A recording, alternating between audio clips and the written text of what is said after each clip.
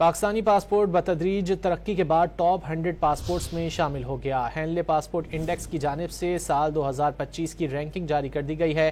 Pakistani passport पर शहरी 32 ममालिक में वीज़ा फ्री सफरी सहूलत भी हासिल कर सकेंगे। मजीद जानेंगे डॉन न्यूज़ के नुमाइंदे शकील करार से। शकील, क्या तफसीलात हैं?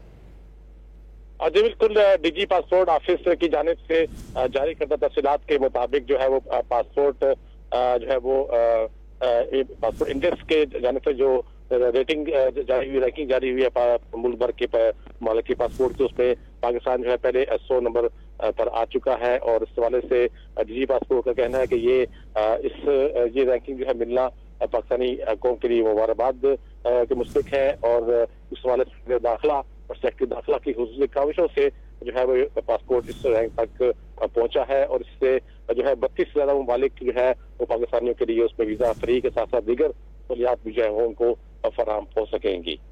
बहुत शुक्रिया शकील करार इन तफसीलात के लिए।